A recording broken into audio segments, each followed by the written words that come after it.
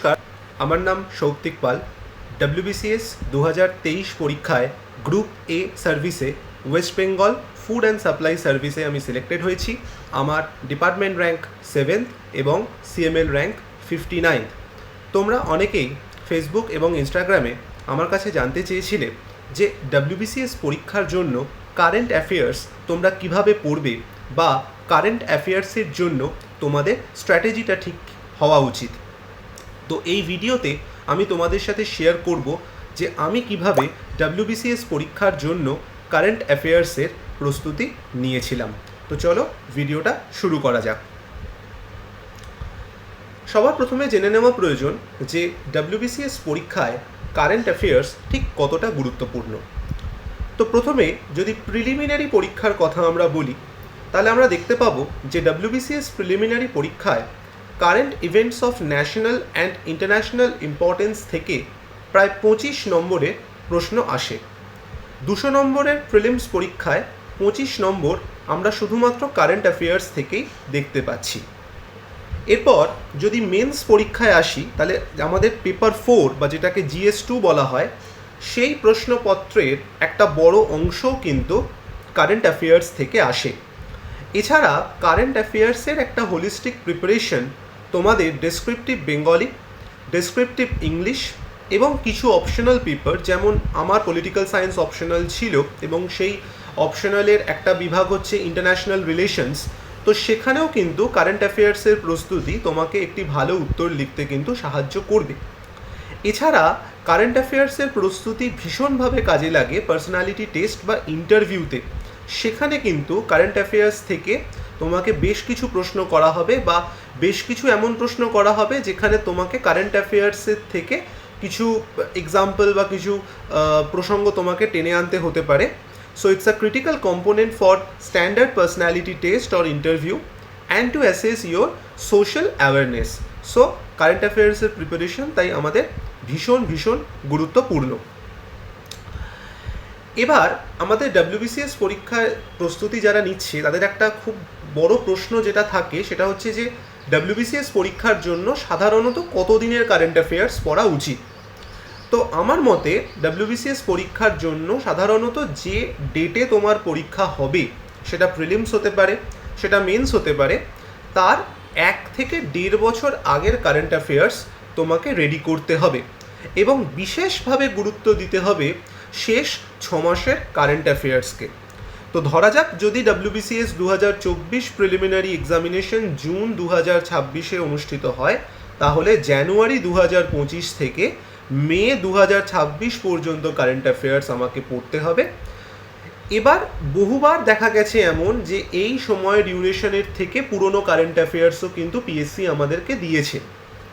সুতরাং এবার এত পুরনো কারেন্ট অ্যাফেয়ার্স তো আমাদের পক্ষে পড়া সাধারণত সম্ভব নয়, বা পড়লেও কতটা মনে থাকবে সেটাও একটা বড় প্রশ্ন।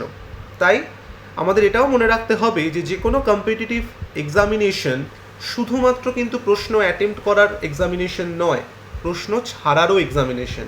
তাই তার থেকে পুরনো যদি কারেন্ট অ্যাফেয়ার্স আসে এবং সেটা যদি তোমার মনে থাকে তো অ্যাটেম্প্ট করবে, না হলে স্কিপ করবে। কারণ আমার অন্য অনেক সাবজেক্টস আছে, জিএস বলো, অপশনাল বলো, ডেসক্রিপটিভ পেপার্স বলো। সুতরাং ব্রেনের ওপর বেশি প্রেশার না দেওয়া ভালো। এবার হচ্ছে সোর্সেস, কোন সোর্স থেকে আমরা কারেন্ট অ্যাফেয়ার্স তৈরি করব। দেখো, বাজারে প্রচুর সোর্স অ্যাভেলেবেল আছে, both online and offline. Current অ্যাফেয়ার্সে আমাদের সবসময় মনে রাখতে হবে minimum investment maximum profit. Generally 1 থেকে 2টো অনলাইন বা অফলাইন যে কোনো সোর্স আমি সাজেস্ট করছি, আমি নিজেও তাই করেছি। এবার আমি কি সোর্স ফলো করতাম, দেখো আমি প্রত্যেক দিন ডেলি নিউজ পেপারটা পড়তাম, একটা বাংলা একটা ইংরাজি। বাংলায় পড়তাম আনন্দবাজার পত্রিকা এবং ইংরাজিতে পড়তাম দ্য টাইমস অফ ইন্ডিয়া। এখানে আমার সমস্ত খবর পড়বো না, যে খবরগুলো আমার ডব্লিউবিসিএস পরীক্ষার জন্য ইম্পর্টেন্ট সেইগুলোই আমি শুধুমাত্র পড়ব। সম্পাদকীয় পেপার যেটা রয়েছে সেটা আমাকে খুব ভালো করে পড়তে হবে, এডিটোরিয়াল সেকশনটা ইনক্লুডিং দ্য এডিটোরিয়াল, যে সম্পাদকের কাছে আমার যে চিঠিগুলো, যে সেই চিঠিগুলো আমাকে ভালো করে পড়তে হবে, কারণ সেখান থেকেও কিন্তু অনেক কিছু শেখার থাকে, শুধু এডিটোরিয়াল কলামটা নয়। ম্যাগাজিন হিসাবে আমি অ্যাচিভার্স ম্যাগাজিনটাকে পড়তাম এবং অনলাইন রিসোর্সেসের মধ্যে আমি জিকে টুডের ওয়েবসাইটটাকে ফলো করতাম। তোমরা চাইলে এগুলো ফলো করতে পারো বা অন্য যে কোনো স্ট্যান্ডার্ড সোর্সেসও তোমরা ফলো করতে পারো। এবার হচ্ছে সবথেকে গুরুত্বপূর্ণ বিষয় যে কারেন্ট অ্যাফেয়ার্সটাকে আমরা স্মার্টলি কিভাবে রেডি করব। দেখো, কারেন্ট অ্যাফেয়ার্সটাকে স্মার্টলি রেডি করবার জন্য আমরা কারেন্ট অ্যাফেয়ার্সগুলোকে বিভিন্ন সেকশনেতে ভাগ করে নেব এবং সেই সেকশনগুলোর বিভিন্ন সাবসেকশন আবার থাকবে। বিভিন্ন স্ট্যান্ডার্ড ম্যাগাজিনে এই সেকশনগুলো করা থাকে, তবে যদি অনলাইন রিসোর্সেস ফলো করো সেক্ষেত্রে কিন্তু অনেক সময় থাকে না। তো সেটা তোমার দায়িত্ব, তুমি সেটা খাতায় একটা তোমার আলাদা নোটস বানাতে পারো বা তোমার কোনো ডিজিটাল সফট নোটসও তুমি বানাতে পারো। আবার ম্যাগাজিন পড়লে সেখানেও অনেক ইরেলিভেন্ট কারেন্ট অ্যাফেয়ার্স থাকে, তো সেগুলোকেও বাদ দিতে হয়। সো তোমাদের যদি সুবিধা হয় তোমরা নিজেদের মতো নোটস মেকিং বা আন্ডারলাইন বা হাইলাইট করে পড়তে পারো। আমি কারেন্ট অ্যাফেয়ার্স সেকশনটাকে মোটামুটি 3টে সেকশনে ভাগ করে নিতাম। কারেন্ট অ্যাফেয়ার্স সাবজেক্টটাকে মোটামুটি 3টে সেকশনে ভাগ করে নিতাম। প্রথম সেকশনটা হচ্ছে personalities, days and awards. Second section হচ্ছে science, technology, defence and sports. আর থার্ড সেকশন হচ্ছে governance, events and miscellaneous topics. তো প্রথম যে সেকশনটা রয়েছে পার্সোনালিটিস, ডেজ অ্যান্ড অ্যাওয়ার্ডস, তার মধ্যে আমি যে সাবসেকশনগুলো রাখতাম তার মধ্যে প্রথমেই হচ্ছে important days with themes. Second হচ্ছে important appointments both national and international. Third হচ্ছে important awards both national and international, books and authors and obituaries. Second আমার যে টপিক রয়েছে সেটা হচ্ছে science, technology, defence and sports. তার মধ্যে যে সাবটপিকগুলো থাকতো সেগুলো প্রথমেই হচ্ছে sports, second scientific research, third space, fourth defence and fifth defence exercises. আর থার্ড যে টপিকটা ছিল governance, events and general affairs or miscellaneous topics.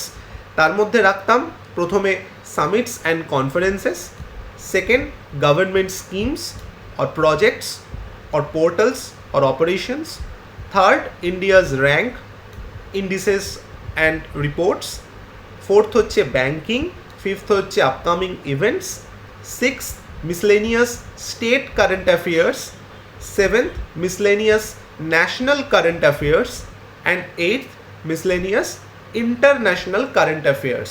তো আমি এইভাবে কারেন্ট অ্যাফেয়ার্সগুলোকে বিভিন্ন টপিকে ভাগ করে খাতায় নোটস বানিয়ে রাখতাম বা সফট কপি ডিজিটাল নোটসও বানিয়ে রেখেছিলাম এবং এইভাবে মাল্টিপল টাইমস আমি নোটসগুলোকে রিভাইজ করতাম।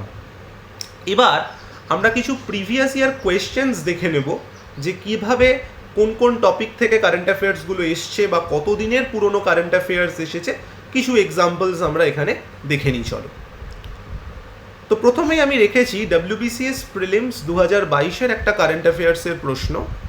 প্রশ্নটা ছিল who is the current chief of the army staff. তো চারটে অপশান ছিল। অপশান এ জেনারেল উপেন্দ্র দ্বিবেদী, option B general Manoj Pande, option C general Rana Pratap Kalita and option D general Surinder Singh Mahal. পরীক্ষাটা আমাদের হয়েছিল WBCS প্রিলিমস 2022 হয়েছিল জুন 2022 সালে এবং এই কারেন্ট অ্যাফেয়ার্সটা এপ্রিল 2022-এর কারেন্ট অ্যাফেয়ার্স ছিল, অর্থাৎ 2 মাসের পুরনো কারেন্ট অ্যাফেয়ার্স ছিল। কোন টপিক থেকে প্রশ্নটা এসেছিল না ন্যাশনাল অ্যাপয়েন্টমেন্ট, এবং এর সঠিক উত্তর ছিল জেনারেল মনোজ পান্ডে, অর্থাৎ option B. Next question, WBCS prelims 2022-এর একটা প্রশ্ন ছিল Lata Mangeshkar was awarded Bharat Ratna in the year.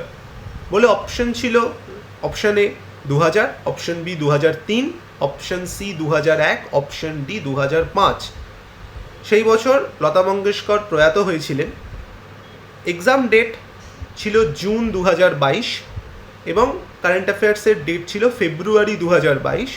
So মাত্র 4 মাসের পুরনো কারেন্ট অ্যাফেয়ার্স ছিল এবং টপিক কি না অবিচুয়ারিজ অর অ্যাওয়ার্ডস দুটো সেকশন থেকেই পড়তে পারে। অপশন সঠিক উত্তর ছিল 2001, অপশন সি। সম্প্রতি আশা ভোঁসলে প্রয়াত হয়েছেন, তো তার জীবনে তিনি কী কী অ্যাওয়ার্ড পেয়েছিলেন সেগুলো কিন্তু এই বছরের জন্য ভীষণ গুরুত্বপূর্ণ হতে পারে, তাই তোমরা সেগুলো কিন্তু অবশ্যই প্রিপেয়ার করো। নেক্সট আমরা যদি WBCS মেন্স 2022-এর একটা প্রশ্ন দেখি, প্রশ্নটা ছিল which university was sought to be converted into Gati Shakti Vidyalaya as per a recent bill passed in the Lok Sabha. এখানে টাইপিং মিস্টেক হয়েছে, একটা লোখা হয়েছে, এটা লোখা হবে না, সরি, দিস উইল বি লোক সভা। সো চারটে অপশন দেওয়া ছিল। Option A national rail and transportation institute और NRTI, option B BITS Pilani, option C Indira Gandhi institute of development research and option D IIT Hyderabad. তো আমাদের WBCS মেন্স 2022 হয়েছিল সেপ্টেম্বর অক্টোবর 2023 এবং এই কারেন্ট অ্যাফেয়ার্সটা জুলাই 2022-এর কারেন্ট অ্যাফেয়ার্স ছিল। সো মোটামুটি 1 বছর 2-3 মাসের পুরনো কারেন্ট অ্যাফেয়ার্স এসেছিল এবং টপিক হচ্ছে গভর্নমেন্ট প্রজেক্টস, এবং সঠিক উত্তর ছিল national rail and transportation institute और NRTI, অপশন এ।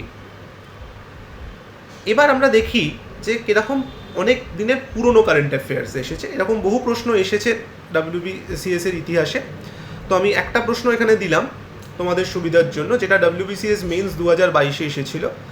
প্রশ্নটা ছিল which European country legalised same sex marriage becoming the 30th country in the world to do so. চারটে অপশন ছিল Switzerland, Italy, Portugal and Spain. তো আমাদের পরীক্ষা WBCS men's 2022 ছিল September October 2023 এবং কারেন্ট অ্যাফেয়ার্সটা এসেছিল সেপ্টেম্বর 2021। সুতরাং আমরা 2 বছরের পুরনো কারেন্ট অ্যাফেয়ার্স কিন্তু আসতে দেখেছিলাম এবং টপিক হচ্ছে মিসলেনিয়াস ইন্টারন্যাশনাল নিউজ, আর সঠিক উত্তর ছিল সুইজারল্যান্ড, অপশন এ। আমার নিজের জিকে টুডে ওয়েবসাইট থেকে বানানো পার্সোনাল যে নোটস ছিল সেই নোটস থেকে ডাইরেক্ট এই কোয়েশ্চেনটা কিন্তু এসেছিল। সুতরাং কারেন্ট অ্যাফেয়ার্সটা ভালো করে পড়া এবং টপিক ওয়াইজ তার নোটস বানানো কিন্তু ভীষণ important. So that's for today. তোমরা ভালো করে প্রস্তুতি চালিয়ে যাও, খুব মন দিয়ে প্রিপারেশন নাও।